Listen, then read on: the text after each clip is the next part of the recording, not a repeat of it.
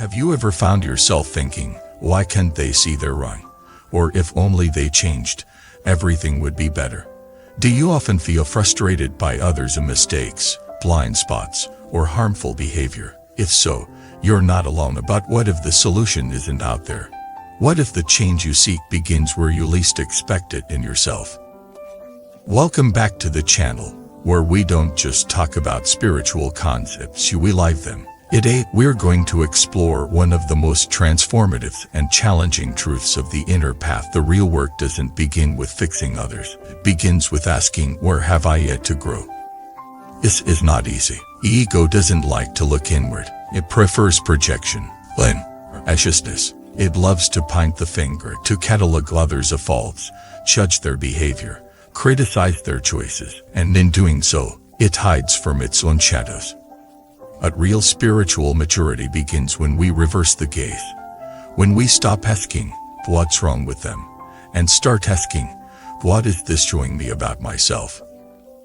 The Buddha didn't teach us to judge others. He taught us to understand our own minds, to tame our own reactions, to uproot our own suffering at the source. And that source is not them.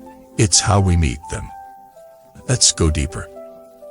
Every interaction is a mirror. And someone triggers you, and as you angers you, you're showing you something odd about them, about you. Maybe it's your unmet expectations, or suppressed wounds, or forgotten fears. Maybe it's how much you still want to control others in order to feel safe. A great teacher once said, the things that irritate you most in others are the things you haven't healed in yourself.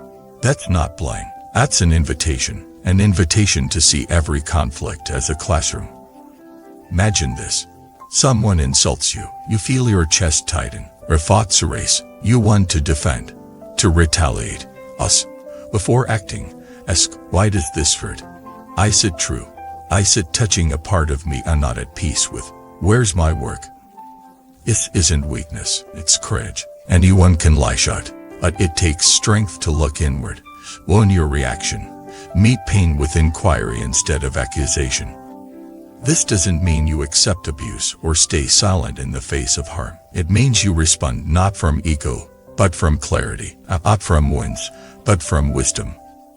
In Buddhist practice, this is called turning the mind. Instead of letting it run wild, you turn it toward the truth. You ask, what am I clinging to? What belief is causing my suffering? What do I need to let go of? This is not about guilt. It's about freedom. When you stop needing others to change for you to be at peace, you discover a radical power, the power to choose your response, your perception, your inner state, no matter what happens outside you. Let's talk about projection. Rejection is when you attribute your own unaccountable feelings to someone else. We're angry, but you say they're the aggressive one. We're scared, but you accuse them of being unstable. Or insecure, but you see them as arrogant, sneaky, and it's everywhere. A projection is also a gift, if you use it. Every time you catch yourself blaming, judging, reacting, pause. Is this about them, or is this about something I haven't faced in myself? This doesn't excuse others' behavior, but it frees you from being ruled by it. One of the most profound shifts on the spiritual path is this. Realizing you can't control others, but you can master your own mind, and that's where liberation begins. A great Zen master once said, before enlightenment, I saw the world full of flaws. After enlightenment, I only saw where I still needed to practice. That's not naivety, it's insight. It's realizing that the outer world will never be perfect, but your relationship to it can be transformed.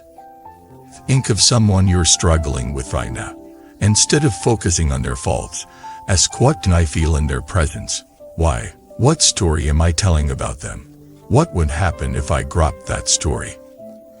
You might find that the anger softens, that the judgment dissolves, that space opens. And in that space, compassion is born, not pity, not passivity, but the clear-eyed, strong-hearted life that sees others as they are without needing them to be different. This is the power of the path. It doesn't make life easier, but it makes you freer. It doesn't remove conflict, It removes your reactivity. It doesn't change others. It changes how you meet them, and that changes everything. So with the next time you feel triggered, frustrated, disappointed, pause in the mirror. Ask, what's my work here? What can I see, learn, release? And if you fail, which you will, start again. Every moment is another chance to shift from blame to awareness, from ego to essence, from reactivity to response. If this message resonated with you, share your thoughts. Who have you blamed that's actually been your teacher? What have you discovered about yourself through conflict? Your reflections could help someone else shift their own path. And if you found this helpful, subscribe, like, and support the channel. Together, let's build a community of people who aren't afraid to look inward, because that's where the real change begins.